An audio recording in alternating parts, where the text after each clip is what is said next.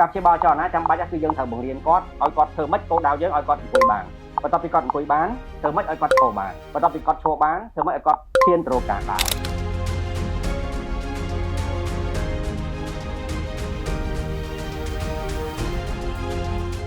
ជំរាបសួរកង់ខ្ញុំឈ្មោះសរុនខ្ញុំជាគ្រូពេទ្យព្យាបាលចលនាកង់ណាអញ្ចឹងថ្ងៃនេះខ្ញុំមកមើលកង់ខ្ញុំពិនិត្យវាតម្លៃថាតើកង់ឈឺកម្រិតណាដៃនឹងខ្សោយកម្រិតណាជើងកម្រិតណាណាកង់ណាបន្ទាប់ពីពួកខ្ញុំពិនិត្យរួចពួកខ្ញុំត្រូវគិតថាតើត្រូវជួយកង់កម្រិតណារបៀបម៉េចដំណាក់កាលដំបូងជួយដល់ដំណាដើម្បីជួយកង់ត្រូវតែព្យាបាលជូនកង់ដើម្បីឲ្យកង់អាចត្រឡប់ទៅអាចត្រឡប់ទៅអង្គុយបានអាចត្រឡប់ទៅឈរបានអាចត្រឡប់ទៅដើរបាននៅពេលក្រោយតែកង់ណាប៉ុន្តែត្រូវការចូលរួមពីកង់ហើយនឹងគ្រួសាររបស់កង់ដែរបាទអញ្ចឹងកង់គាត់មានបច្ចុប្បន្ន68ហើយគាត់អញ្ជើញមកពីខេត្តព្រះវិហារនៅជិតព្រំដែនហើយគាត់គឺជាអ្នកធ្វើការធ្ងន់ខាង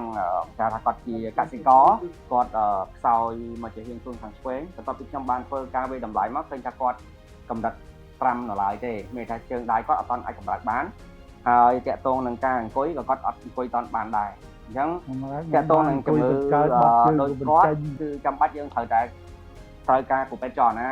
ដើម្បីព្យាបាលចលនាជូនគាត់ត្រូវការវិស័យស្ដារត្រូវការគ្រូពេទ្យមាន nurse មាន doctor មានគ្រូពេទ្យចលនាចូលរួមទាំងអស់គ្នាដើម្បីព្យាបាលគាត់ការព្យាបាលគឺ physical chem យើងគឺមានកន្លែងគេថាព្យាបាលមានតាំងពី doctor មានតាំងពី nurse មានតាំងពីគ្រូពេទ្យចលនាមានតាំងពីសេវាថែទាំដើម្បីឲ្យគាត់ទទួលបានជាសះស្បើយអញ្ចឹងដើម្បីព្យាបាលឲ្យបានប្រសើរដើម្បីព្យាបាលឲ្យទទួលបាននៅលទ្ធផលល្អកង់គាត់ត្រូវតែសម្រាប់នៅកន្លែង physical chem នេះមួយរយៈដើម្បីទទួលបានការព្យាបាលព្រោះការព្យាបាលដោយចលនាតែមួយមុខក៏យើងអត់អាចនេះដែរគឺត្រូវការព្យាបាលតាំងពីញ៉ាំថ្នាំការព្យាបាលតាំងពីអ្នកគ្រូពេទ្យគាត់ចូលរួមថែទាំការព្យាបាលតាំងពីគ្រូពេទ្យចលនាដើម្បីធ្វើចលនាគាត់អញ្ចឹងមកកញ្ចប់ទាំងអស់ហ្នឹងទៅគាត់អាចទទួលបានលទ្ធផលល្អអានេះគឺជា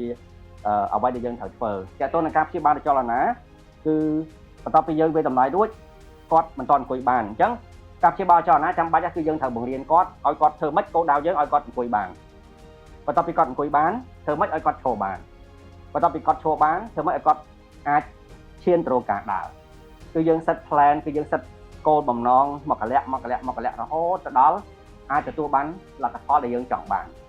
នេះជាអ្វីដែល physical chem ត្រូវធ្វើក៏ត្រូវតែសម្រេចឲ្យបាននៅអ្វីដែលយើងកៅថាការចង់បានរបស់អ្នកជំងឺបាទអញ្ចឹងសង្ឃឹមថាពូមីបងប្អូន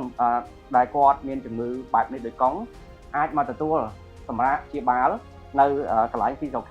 chem បានបាទអញ្ចឹងអរគុណច្រើន